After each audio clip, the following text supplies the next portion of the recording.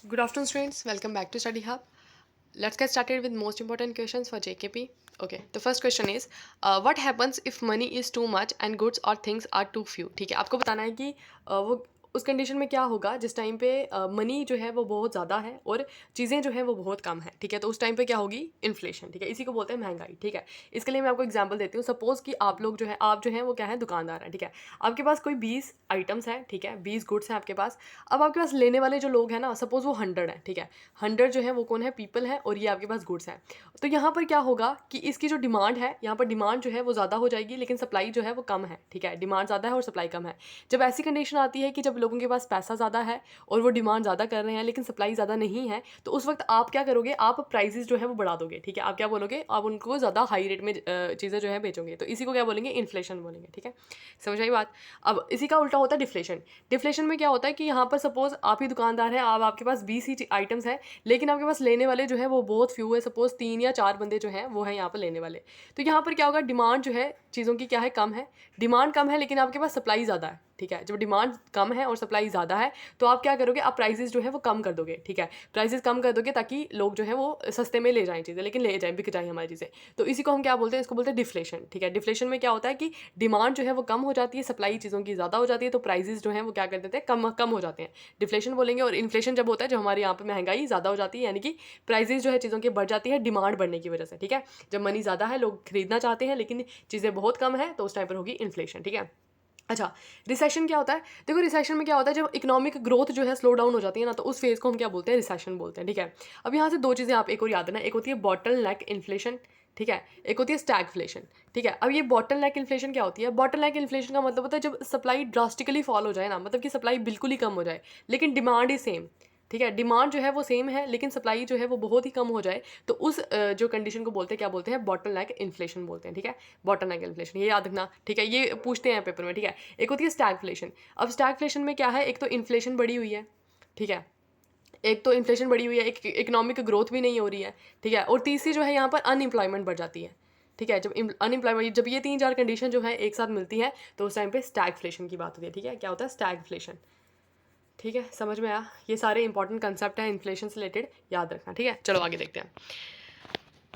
Next question is, what does cheap currency means? आपको बताना है कि चीप करेंसी का मतलब क्या होता है। चीप करेंसी का मतलब ये होता है सस्ती करेंसी। चीप करेंसी का मतलब होता है लो रेट ऑफ इंटरेस्ट। जो लो रेट ऑफ इंटरेस्ट में मिलती है उसको हम क्या बोलते हैं? Cheap currency. ठीक है, चलो नेक्स्ट देखते हैं।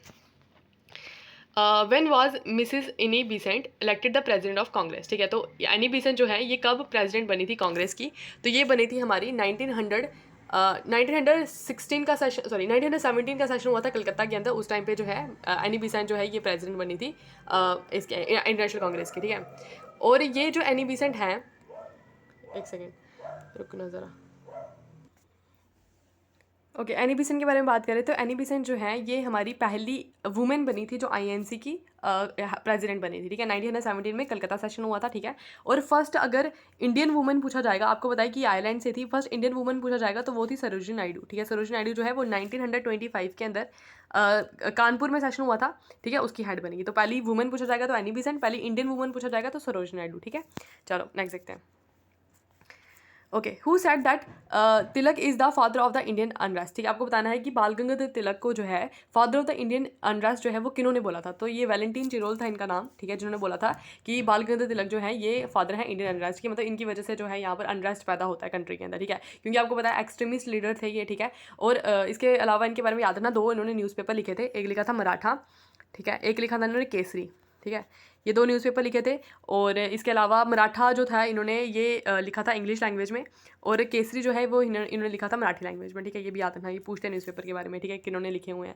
और बाल गंगाधर तिलक के बारे में एक बात और याद रखना कि यहाँ पर लखनऊ पैक्ट जो हुआ था 1916 में, ठीक है, वो इन्होंने किया था। और इसके अलावा होम रूल मूवमेंट जो है वो स्टार्ट करवाई थी इन्होंने। ठीक है, ओके, हो गया, आगे देखते हैं। अच्छा, और एनी बेसेंट ने जो है होम रूल मूवमेंट मद्रास में स्टार्ट करवाई थी, उनके बारे में भी याद रखना। ठीक है, चलो नेक्स्ट देखते हैं। और Swaraj is my birth right and I shall have it, तो ये स्लोगन जो है ये भी बाल गंगाधर तिलक का ही है। ठीक है, देखो किसी भी मतलब किसी के बारे में आप पढ़ रहे हो तो उनसे रिलेटेड जो भी क्वेश्चन पेपर में आ सकते हैं उन सारी चीज़ों को एक बार में ही रिवाइज कर लिया करो। ठीक है, तो इंपॉर्टेंट रहता है ये। चलो नेक्स्ट देखते हैं। Which is the river as its conflux with the Alaknanda at which Rudraprayag study? ठीक है, देखो यहाँ पर मैं आपको पहले पूरी बताती हूँ कि क्या कंडीशन है यहाँ पर। देखो अलकनंदा यहाँ से आती है, सपोज ये अलकनंदा आ रही है। अब अलकनंदा जो है ये यहाँ पर मेन रिवर है। ये कहाँ से निकलती है? संतोपंथ ग्लेशियर है यहाँ पर, ठीक है, वहाँ से निकलती है कौन सी? अलकनंदा रिवर, ठीक है, ये है अलकनंदा रिवर। अब अलकनंदा यहाँ से आ रही है, सबसे पहले जो रिवर यहाँ पर आकर के इससे मिलती है ना, वो कौन सी रिवर है? वो है धौली गंगा, ठीक है, ये लिखा हुआ है धौली गंगा। तो सबसे पहले मिलती है धौली गंगा, जिसको हम विष्णु गंगा भी कहते हैं, ठीक है, ये मिलती है इस जगह पर आकर के और इसको बोलते हैं विष्णु प्रयाग, ठीक है, समझ में आई बात। सबसे पहले मिली धौली गंगा, कहाँ पर? विष्णु गंगा मिली, यहाँ पर धौली गंगा और विष्णु गंगा इसको बोलते हैं, तो विष्णु प्रयाग में आकर के मिल गई, ठीक है। फिर यहाँ से एक रिवर आती है जिसको हम बोलते हैं नंदाकिनी रिवर, ये लिखा हुआ है यहाँ पर नंदाकिनी रिवर। नंदाकिनी रिवर यहाँ पर आकर के मिलती है, तो ये बनाती है यहाँ पर आके नंद प्रयाग, ठीक है। यहाँ पर कौन सा पूछा है? रुद्र प्रयाग। उसके बाद क्या होगा? यहाँ से आकर के एक रिवर मिलेगी यहाँ से, जिस रिवर का नाम है पिंडर रिवर, ठीक है, ये पिंडर रिवर मिलेगी आकर के, यहाँ पर आकर के मिलेगी, यहाँ पर क्या बनाएगी? कर्ण प्रयाग, ठीक है, ये भी याद रखना। उसके बाद यहाँ पर लास्ट में आकर के एक रिवर मिलती है, जिस रिवर का नाम जो है वो क्या है? जिस रिवर को हम बोलते हैं Mandakini river, this is the Mandakini river. तो ये मंदाकिनी रिवर आकर के मिलती है यहाँ पर आकर के, तो बनाती है रुद्रप्रयाग, ठीक है। तो यही पूछा है, जहाँ पर रुद्रप्रयाग बनता है वहाँ पे अलकनंदा के साथ कौन सी रिवर आकर के मिलती है? तो वो मिलती है मंदाकिनी रिवर, ठीक है, मंदाकिनी रिवर आकर के मिलती है। तो इसका पार्ट नंबर बी जो है इसका आंसर हो जाएगा, ठीक है। और इसके अलावा आप याद रखना, यहाँ पर अलकनंदा थोड़ी सी और आगे जाएगी तो यहाँ पर आकर के मिलेगी भागीरथी रिवर, ठीक है, ये भागीरथी रिवर। और जहाँ से अलकनंदा और भागीरथी रिवर मिलते हैं वो वहाँ पे बनाती है कौन सा? एक सेकंड, क्या हुआ? जहाँ पर अलकनंदा और ये भागीरथी रिवर आकर के मिली, ये अलकनंदा है, ये भागीरथी मिलती है दोनों जाकर के, तो यहाँ पर बनता है हमारा देवप्रयाग, ठीक है। तो यहीं से आकर के इसको गंगा बोला जाता है, ठीक है, क्या बोला जाता है? गंगा रिवर। और गंगा थोड़ी सी आगे जाती है और यहाँ पर आकर के, यहाँ से आकर के मिलती है कौन सी? यमुना रिवर। जब गंगा और यमुना मिलती है आकर के, तो यहाँ पर जो है क्या बनाता है? प्रयागराज, ठीक है, प्रयागराज में आकर के मिल जाती है गंगा और यमुना। समझ में आई बात? सबसे पहले मिली धौली गंगा, फिर मिली हमारी पिंडर रिवर, यहाँ से नंदाकिनी रिवर मिलती है, यहाँ से मिलती है जहाँ पर रुद्रप्रयाग बनता है, ठीक है, जहाँ पर रुद्रप्रयाग मिलता है वहाँ पे कौन सी मिलती है? मंदाकिनी रिवर, ठीक है। जहाँ पर भागीरथी और अलकनंदा मिलेंगे वहाँ पर बनेगा देवप्रयाग, ठीक है, समझ में आई बात? ये इंपॉर्टेंट है, किसी का भी पूछ सकते हैं आपसे, है ना। चलो आगे देखते हैं। Okay, which of the following river does not join the Yamuna river? इनमें से कौन सी रिवर जो है यमुना से ज्वाइन नहीं करती है, ठीक है। तो यहाँ से आपको बताना है कि यमुना की जो ट्रिब्यूटरी है इनमें से कौन सी नहीं है। तो केन है, बिटवा है, चंबल भी है, लेकिन सोन रिवर जो है वो गंगा की ट्रिब्यूटरी है। तो इसका मतलब गंगा जो है वो सॉरी सोन जो है वो यमुना से ज्वाइन नहीं करती, ठीक है। चलो नेक्स्ट देखते हैं। Okay, which of the following rivers has the largest catchment area? आपको बताना है कि इनमें से कौन सी रिवर का जो है सबसे बड़ा कैचमेंट एरिया है, मतलब सबसे ज़्यादा फैली हुई रिवर है इनमें से। तो ऐसे तो गंगा है हमारी इंडिया की सबसे बड़ा जिसका कैचमेंट एरिया, लेकिन इनमें से पूछा जा रहा है तो गोदावरी जो है सबसे हमारी लॉन्गेस्ट रिवर भी है हमारी पेनिनसुला इंडिया की, और ये कैचमेंट एरिया भी इसका सबसे बड़ा है, ठीक है। ओके, निकलती कहाँ से गोदावरी? नासिक महाराष्ट्र से, याद रखना, ठीक है, यहाँ से आकर के गिर जाती है बे ऑफ बंगाल में, ठीक है। और अगर हम बात करते हैं महानदी की, तो महानदी जो है ये दंडकारण्य प्लेट्यू से निकलती है छत्तीसगढ़ से, ठीक है, और यहाँ पर आकर के गिर जाती है ये भी बे ऑफ बंगाल में, ठीक है। नर्मदा की बात की जाए तो नर्मदा जो है हमारा कहाँ से निकलती है? हमारी अमरकंटक प्लेट्यू से निकलती है, तो गल्फ ऑफ स्कम्बत में आकर के गिर जाती है, यानी कि अरेबियन सी में जाकर गिर जाती है हमारी नर्मदा, ठीक है। कृष्णा रिवर की बात की जाए तो कृष्णा रिवर जो है ये कहाँ से निकलती है? ये भी महाराष्ट्र से निकलती है, ठीक है, महाबलेश्वर महाराष्ट्र से निकलती है कृष्णा रिवर, ठीक है। तो ये पता होना चाहिए, आपके ओरिजिनेशन पता होने चाहिए, उनके माउथ पता होने चाहिए, ठीक है। तो इसका आंसर क्या है? लार्जेस्ट कैचमेंट एरिया जो है वो किसका है? गोदावरी का। इसको दक्षिण गंगा भी बोला जाता है, इसको वृद्ध गंगा भी बोला जाता है, ठीक है। और ये लॉन्गेस्ट रिवर है हमारी पेनिनसुला इंडिया की, ठीक है। नेक्स्ट देखते हैं। ओके, चलो ये आ गया हमारा क्या? Reasoning.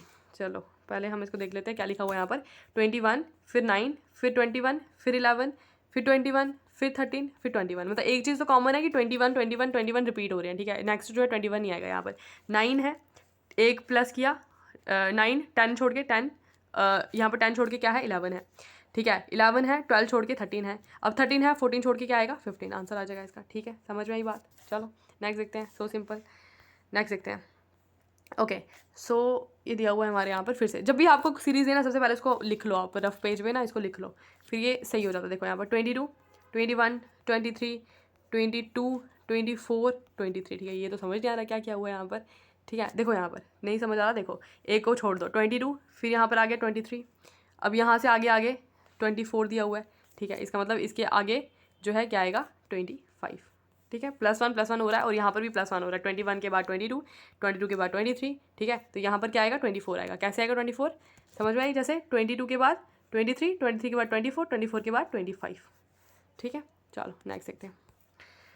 Due to the devaluation of the currency, okay, अच्छा, अब करेंसी के जब डिवैल्यूएट हो जाती है तो उसे क्या होता है, ठीक है। पहले बताना चाहिए डिवैल्यूएशन क्या चीज़ है। देखो करेंसी का डिवैल्यूएट होने का मतलब पता है क्या है? जैसे अभी अगर मैं आपको बात बताऊं कि हमारा जो 1 रुपी है, नहीं जो $1 है हमारा, नहीं है वो $1 जो है वो किसके बराबर है? वो 82 पॉइंट समथिंग होगा यहाँ पर, इतने रुपीज़ के बराबर है, ठीक है। डिवैल्यूएशन का मतलब होता है कि हम अपनी एक्सटर्नल वैल्यू जो है अपनी करेंसी की और कम कर दें। कहने का मतलब ये है कि $1 को जो अगर हमने 90 रुपीज़ कर दिया, ठीक है, इसमें हमारा क्या, हमारा नुकसान है इसमें, लेकिन नुकसान भी है और कुछ फ़ायदा भी है। क्यों हम डिवैल्यूएट करते हैं, यहाँ पर आपको समझ आ जाएगी कैसे। अगर डिवैल्यूएशन होती है करेंसी तो उससे होता क्या है, करेंसी डिवैल्यूएट होगी। अब सपोज हमने अगर अभी 82 की मिल रही है, अगर हमने करेंसी डिवैल्यूएट कर दी, $1 जो है वो 90 रुपीज़ हो गया, ठीक है। उससे क्या होगा, देखो, expansion of the export trade, export बढ़ेगा। दिमाग लगा के सोचो, अगर यहाँ पर जो है उन लोगों को डॉलर जो है वो क्या, उनको सस्ता पड़ रहा है, मतलब उनका 1 रुपया जो है यहाँ के 90 रुपीज़ के बराबर है या 82 रुपीज़ के बराबर है, तो वो लोग क्या करेंगे, वो यहाँ से इंपोर्ट करेंगे ज़्यादा। इसका मतलब हमारा जो है यहाँ पर एक्सपोर्ट बढ़ेगा। करेंसी डिवैल्यूएशन से क्या होगा, एक्सपोर्ट बढ़ेगा। नेक्स्ट देखते हैं contraction of the import rate. अब इंपोर्ट हमारा कंट्रैक्ट होगा या नहीं होगा, देखते हैं आप यहाँ पर। देखिए, अगर हमें यहाँ पर अब हमने कोई चीज़ खरीदनी है तो हमें तो महंगी पड़ेगी ना। जहाँ हमें $1 पहले जो है 80 का मिलता था, सपोज 80 का मिलता था, अब वो $1 जो है वो 90 का हो गया। मतलब जो एक चीज़ हमें $1 की 80 रुपये में मिलती थी, अब वो करेंसी डिवैल्यूड होने की वजह से हमें 90 रुपये देने पड़ेंगे। इसका मतलब हम जो है इंपोर्ट नहीं करेंगे, इसका मतलब कंट्रैक्शन ऑफ इंपोर्ट होगा, ठीक है। हम इंपोर्ट कम करेंगे वहाँ पे, ठीक है, क्योंकि हमें महंगा पड़ेगा, ठीक है। नेक्स्ट देखते हैं, लिखा हुआ है यहाँ पे spread of the import substitution. और हम क्या करेंगे, जो चीज़ हम इंपोर्ट करते थे बाहर से, अब वो हमें महंगी मिलने लगी है, तो इसलिए हम क्या करेंगे, हम यहाँ पर ही चीज़ों को बनाना शुरू कर देंगे। तो यहाँ पर क्या होगा, इंपोर्ट सब्स्टिट्यूशन का मतलब होता है कि उसका सब्स्टिट्यूट हम यहीं पर बनाना शुरू कर देंगे। तो ये तीनों ही चीज़ें होंगी अगर करेंसी जो है वो डिवैल्यूएट होती है, ठीक है। लेकिन करेंसी जो है वो बहुत ही ज़्यादा डिवैल्यूएट भी नहीं हो जानी चाहिए, मतलब एक लेवल बना रहना चाहिए, जिसकी वजह से सही, ऐसे हमारा तो नुकसान हो रहा है ना। मतलब अगर इतनी, जैसे 82 $1 की रुपीज़ जो है वो कितनी होगी, हमारी 82 हो गई है, तो ये हमारे लिए बहुत मतलब सोचने वाली बात है कि इतनी क्यों डिवैल्यूएट हो रही है हमारी करेंसी, है ना। तो ये कुछ एक लेवल मेंटेन होना चाहिए, जिसकी वजह से हमें ज़्यादा नुकसान भी ना हो और हमारा इंपोर्ट भी बढ़े, हमारा एक्सपोर्ट भी बढ़े और हमें ज़्यादा नुकसान भी ना हो, ठीक है। ओके, तो डिवैल्यूएशन का सीधा सा मतलब होता है जब एक्सटर्नल वैल्यू जो है करेंसी की कम हो जाए तो उसको बोलते हैं डिवैल्यूएशन ऑफ द करेंसी, ठीक है। ओके, नेक्स्ट देखते हैं। Okay, in which year reserve bank of India was nationalise. आपको बताना है कि रिजर्व बैंक ऑफ इंडिया जो है वो नेशनलाइज कब हुआ था, ठीक है। रिजर्व बैंक ऑफ इंडिया जो है आरबीआई है हमारा, ये हमारा सेंट्रल बैंक है, अपेक्स बॉडी है, ठीक है, अपेक्स बैंक है हमारा। तो इसकी फॉर्मेशन जो है वो होती है 1 अप्रैल 1935 में इसकी फॉर्मेशन होती है। लेकिन इसकी नेशनलाइजेशन कब होती है, 1949 के अंदर, ठीक है, याद रखना इसको। हेडक्वार्टर्स कहाँ पर है, मुंबई के अंदर, ठीक है। चलो, और इसके 25th गवर्नर जो है वो कौन है, वो है शक्तिकांत दास, ठीक है। चलो नेक्स्ट देखते हैं। Who has the absolute right to issue the paper note currency in India. India के अंदर पेपर नोट करेंसी इशू करने का जो एब्सोल्यूट राइट है वो किसके पास है, तो वो है हमारी आरबीआई के पास ही है, ठीक है। सारे के सारे नोट्स जो हैं एक्सेप्ट ₹1 नोट, ठीक है। तो ये सारे के सारे जो हैं ये कौन इशू करती है, वो करती है हमारी रिजर्व बैंक ऑफ इंडिया। और गवर्नमेंट ऑफ इंडिया जो है वो कॉइन्स जो हैं सारे वो मिंट करती है, और साथ में ₹1 का नोट है वो जारी करती है हमारी कौन, गवर्नमेंट ऑफ इंडिया, ठीक है। चलो नेक्स्ट देखते हैं, फिर से आगे रीजनिंग हमारी। अच्छा देखो क्या दी हुई है हमारी सीरीज़ 2, फिर 1, फिर 1/2, फिर दिया 1/4, ठीक है। तो यहाँ पर देखो हाफ हो रहा है, हाफ का मतलब होता है अपॉन 2, यहाँ पर अपॉन 2 हो गया तो 1 हो गया, ठीक है। अब यहाँ पर भी अपॉन 2 हो गया तो ये हाफ हो गया। अब इसका हाफ हुआ, इंटू 2 कर दिया इसके साथ तो 1/4 हो गया, और इसको 1/2 करेंगे तो 1/8 आएगा, ठीक है। समझ में क्या किया मैंने, देखो 2 है, 2 का हाफ क्या होता है 1, 1 है, 1 का हाफ क्या होता है 1/2, 1/2 है, इसका हाफ क्या होता है 1/4, 1/4 है, इसका हाफ क्या होता है 1/8, ठीक है ना। आधा कर रहे हैं हम इसको, 1/8 इसका आंसर हो जाएगा। चलो नेक्स्ट देखते हैं। Okay, look at the series, पहले बना लेते हैं सीरीज़। 7, 10, 8, 11, 9, 12, ठीक है।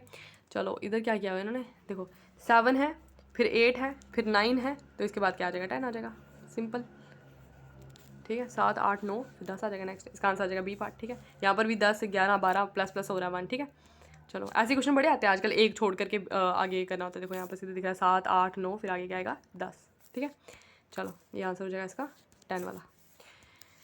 चलो नेक्स्ट देखते हैं। लुक एट द सीरीज 36, 34, 30, 28 बना लेते हैं इसको। 36 है, फिर 34 है, फिर 30 है, फिर 28 है, फिर 24 है, ठीक है। आपने बताना इसके बाद क्या आएगा।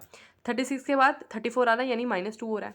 34 के बाद 30 आ रहा है, -2 हो रहा है, यहाँ पर -4 हो रहा है, यहाँ पर हो रहा है -2, यहाँ पर हो रहा है -4। इसका मतलब -2, -4, -2, -4। अब यहाँ पर क्या आएगा, -2 हो जाएगा, यानी कि 24 में से 2 जाएंगे तो 22 आ जाएगा इसका आंसर, ठीक है।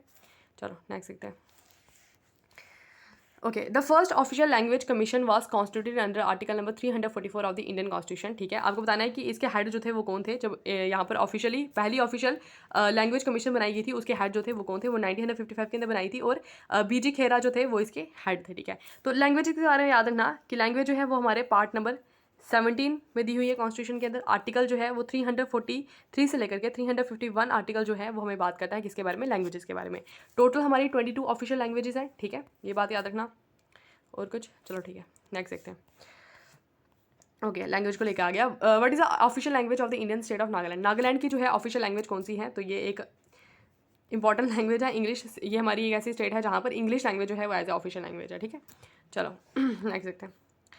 Which one of the following is not a tributary of the Kaveri. आपको बताना है कि इनमें से कावेरी की ट्रिब्यूटरी जो है वो नहीं, कौन सी नहीं है। सबसे पहले बताना चाहिए कावेरी जो है वो ओरिजिनेट कहाँ से होती है। ये होती है हमारी कहाँ से, कर्नाटका से निकलती है हमारी कावेरी, ठीक है, ब्रह्मगिरी हिल से निकलती है। इसकी ट्रिब्यूटरी जो है हेमावती भी है, अक्रावती भी है, अमरावती भी है, लेकिन इंद्रावती जो है ये गोदावरी की ट्रिब्यूटरी है, ठीक है। तो ये गोदावरी इसका आंसर हो जाएगा, सॉरी इंद्रावती जो है इसका आंसर हो जाएगा, ठीक है। चलो नेक्स्ट देखते हैं।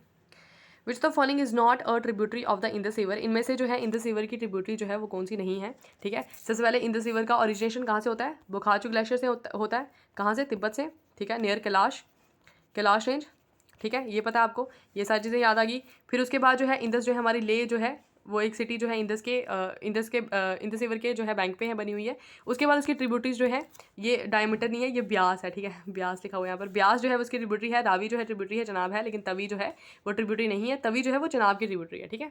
तो ये तवी इसका आंसर हो जाएगा। नेक्स्ट देखते हैं। ओके, मैं ऑलवेज ट्राई कि मैं आहिस्ता बोलूँ, लेकिन मेरे से आहिस्ता बोले नहीं होता है। चलो आप बोलती हैं आहिस्ता आहिस्ता। विच of the following pair of reverse and tributaries is not correctly match. तो आपको बताना है कि इनमें से कौन सी करेक्टली मैच नहीं है। तो गोदावरी जो है, इंद्रावती जो है गोदावरी की ट्रिब्यूटरी है, ठीक है। गंगा जो है इसमें नॉट करेक्टली मैच पूछना, तो ये जो क्या बोलते हैं उसको, पेन गंगा जो है वो गंगा की ट्रिब्यूटरी नहीं है। भीमा जो है कृष्णा की है, सुकरी जो है वो लूनी रिवर की है, लेकिन ये जो पेन गंगा है ये गंगा की ट्रिब्यूटरी नहीं है। तो इसका आंसर ये हो जाएगा, ठीक है।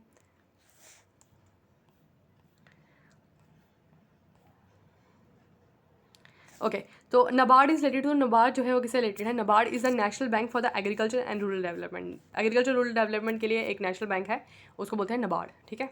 चलो नेक्स्ट देखते हैं।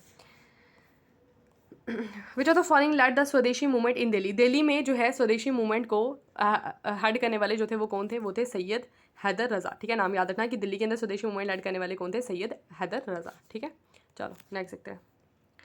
Who among the following has escaped the death penalty of the Kakori conspiracy case, ठीक है। तो काकोरी ट्रेन एक्शन, अब इसका नाम चेंज कर दिया गया है 1925 के अंदर। तो यहाँ पर जो है इन्होंने कुछ रेवोल्यूशनरीज थे, इन्होंने ट्रेन को लूट लिया था, ठीक है। तो यहाँ पर जो है जो भी इस बंदे इन्वॉल्व थे इनमें से, उनमें सबको जो है इन्होंने फांसी की सज़ा दी थी, किन्हीं को जो है मार दिया था इन्होंने खुद ही, मतलब अंग्रेज़ों ने। तो जो बच गए थे वो कौन थे, चंद्रशेखर आज़ाद जो है ये यहाँ से बच गए थे, ठीक है। बाकी सारे राजेंद्र लाहिरी और ये राम प्रसाद बिस्मिल जो थे, इन सबको जो है इन्होंने फांसी की सज़ा दे दी, ठीक है। चलो नेक्स्ट देखते हैं।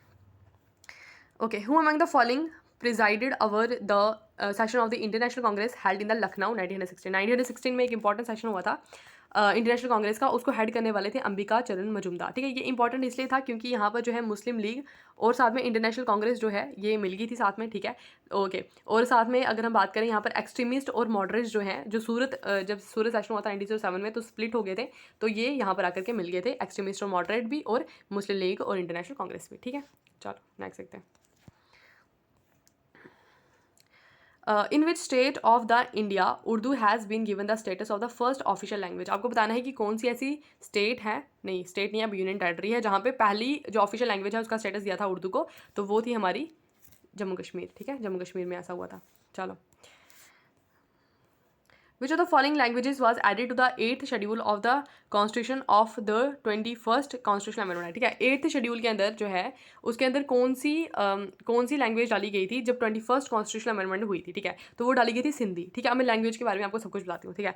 लैंग्वेजेस की बात की जाए, पार्ट नंबर मैंने आपको बताया 17 पार्ट में है, ठीक है। आर्टिकल जो है वो 343 से लेकर के 351 आर्टिकल जो है वो लैंग्वेजेस के बारे में बात करते हैं, ठीक है। हमारी ऑफिशियल लैंग्वेज जो है मतलब इंडिया की वो है देवनागरी लिपि, ठीक है, ये भी हमें पता है। उसके बाद अगर हम बात करते हैं तो 23 बारी जो है अमेंडमेंट हो चुकी है। उससे पहले आपको बताना चाहिए कि शेड्यूल नंबर 8 में ये लिखा हुआ है, यहाँ पर 8th शेड्यूल के अंदर जो है हमारी ऑफिशियल लैंग्वेजेस दी हुई हैं। 22 ऑफिशियल लैंग्वेजेस हैं, लेकिन ओरिजिनली सिर्फ 14 थी, ठीक है। अब इसमें जो है 21st कॉन्स्टिट्यूशनल अमेंडमेंट होती है 1967 में, ये पहली हुई थी 1967 में। 21st अमेंडमेंट होती है जिसके अंदर ये 15th वाली लैंग्वेज डालते हैं जिसका नाम था सिंधी, ठीक है। उसके बाद यहाँ पर 71st अमेंडमेंट होती है 1992 के अंदर, जहाँ पर ये 3 लैंग्वेजेस जो है यहाँ पर डालते हैं, ठीक है। मणिपुरी थी, कोंकणी थी और नेपाली, ये 3 लैंग्वेजेस जो है वो डालते हैं 71st अमेंडमेंट में। फिर एक लास्ट अमेंडमेंट होती है इसके अंदर 92nd अमेंडमेंट होती है 2003 के अंदर। इसके अंदर जो है 4 लैंग्वेजेस डालते हैं, डोगरी, बोडो, मैथाली और सिंथाली, ठीक है। डोगरी के लिए पूछ रहा था कि कौन सी अमेंडमेंट हुई थी जिसमें डोगरी ऐड करी गई थी, तो 92nd अमेंडमेंट हुई थी 2003 के अंदर। तो ये लास्ट में 4 लैंग्वेजेस डाल दी, तो टोटल कितनी होगी, 22 लैंग्वेजेस जो है वो होगी हमारी ऑफिशियल लैंग्वेज हमारे इंडियन कॉन्स्टिट्यूशन के अंदर, ठीक है। चलो नेक्स्ट देखते हैं। अच्छा, लैंग्वेज को लेकर बड़े क्वेश्चन है यार। Which language is not included in the 8th schedule of our constitution, तो कौन सी लैंग्वेज जो है वो नहीं है, तो राजस्थानी जो है वो हमारी ऑफिशियल लैंग्वेज नहीं है, ठीक है। ये देखना क्या लिखा हुआ है, ये ऐसे लिखा हुआ है, ठीक है। तो ये राजस्थान जो है वो नहीं, राजस्थानी जो है वो लैंग्वेज नहीं है हमारी ऑफिशियल लैंग्वेज, ठीक है। चलो नेक्स्ट देखते हैं।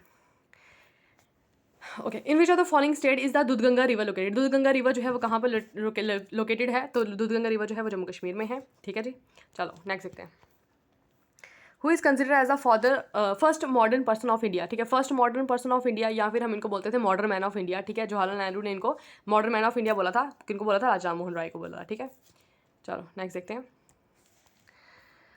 Which of the following organisation supported the shuddhi movement, ठीक है। शुद्धि मूवमेंट जो है, कौन सी ऐसी ऑर्गेनाइजेशन इनमें से जो शुद्धि मूवमेंट को सपोर्ट करती थी, तो वो थी कौन सी, आर्य समाज, ठीक है।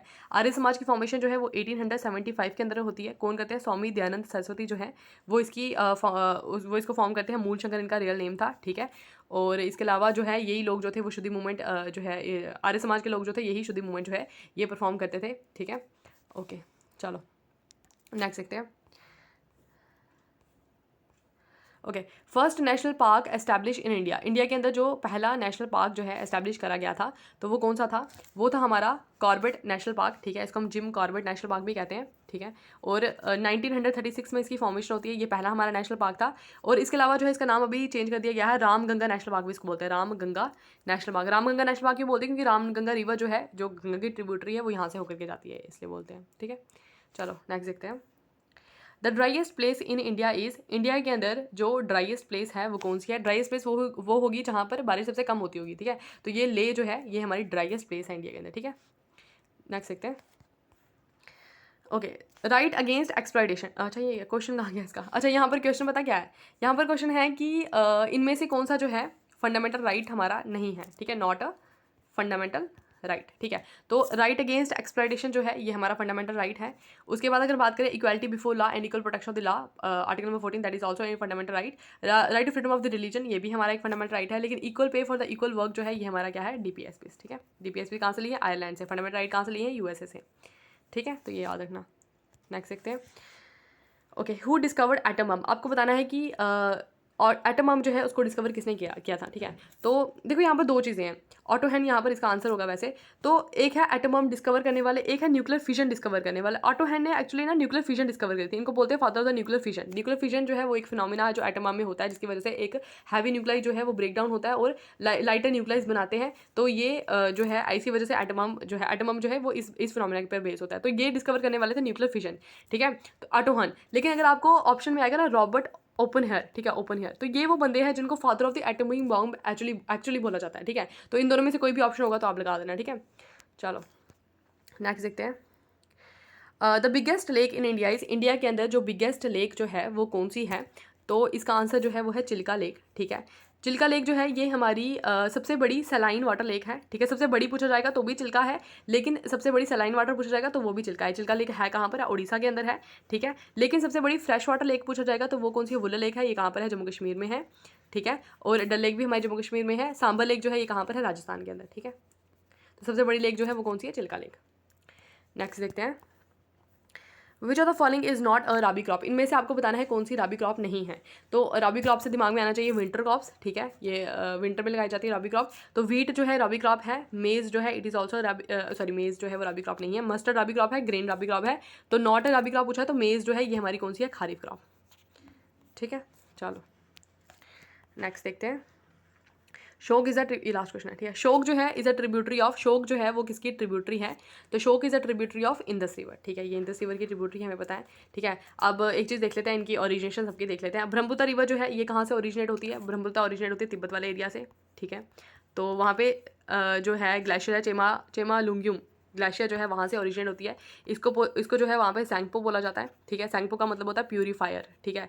वहाँ पे बोला जाता है। यहाँ से जो है यहाँ से ओरिजिनेट होती है, यहाँ से जाती है और यहाँ पर जो है नामचा बारबा है, वहाँ से यहाँ पर एंटर करती है अरुणाचल प्रदेश में। अरुणाचल प्रदेश में जाती है, असम में जाती है, असम के बाद जो है ये कहाँ से जाती है, यहाँ पर चल जाती है वेस्ट बंगाल के अंदर, बांग्लादेश के अंदर चल जाती है हमारी कौन सी, ब्रह्मपुत्र रिवर, ठीक है।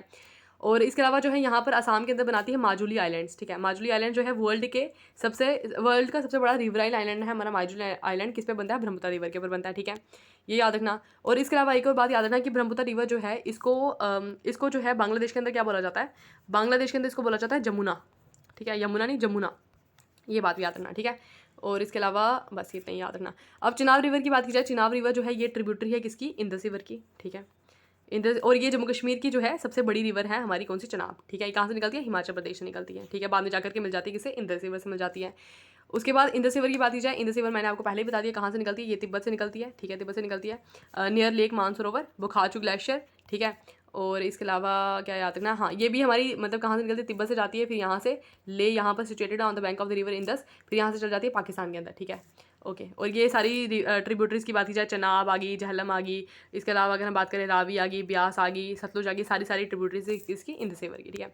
अच्छा, इंदस रिवर, सतलुज रिवर जो है ये कहाँ से निकलती है? सतलुज रिवर जो है ये भी हमारी कहाँ से निकलती है? राक्षस स्थल से निकलती है, उसी जगह से निकल रही है। कहाँ पर? ये भी नियर मानसरोवर लेक से निकल रही है, ठीक है। फिर यहाँ से हिमाचल प्रदेश से एंटर करती है हमारी इंडिया के अंदर, फिर यहाँ पर जाकर के मिल जाती है, ये भी इंदस रिवर से, ठीक है। तो ये हो गया इंदस रिवर। तो ये सभी के ओरिजिनेशन पता होने चाहिए और सबके आगे पता होना चाहिए कि माउथ कहाँ पर जाकर के फॉल कर रही है ये रिवर, ठीक है। तो ये हो गए खत्म हमारे क्वेश्चन, ठीक है। तो आई होप आपको अच्छे लगे होंगे क्वेश्चन। अच्छा, और एक और चीज़ मेरे को बोलनी थी कि ऑल द बेस्ट, एग्ज़ाम आपका बड़ा पास आ गया ना, 23 को है मेरे ख्याल से, है ना। तो आप लोग मेहनत करो अच्छे से, और मतलब ये जो 2-3 दिन पड़े हुए हैं सिर्फ रिवीजन करो जो आपने पहले से पढ़ा है, नई चीज़ें मत पढ़ो। और साथ में क्या बोलते हैं उसको, और पढ़ो, मेहनत करो, और क्या, है ना। मम्मी पापा का नाम रोशन करो, ठीक है। अपनी फैमिली को प्राउड कराओ। गॉड ब्लेस यू, सबका पेपर अच्छा होना चाहिए। और ठीक है, फिर bye bye, have a nice day, bye.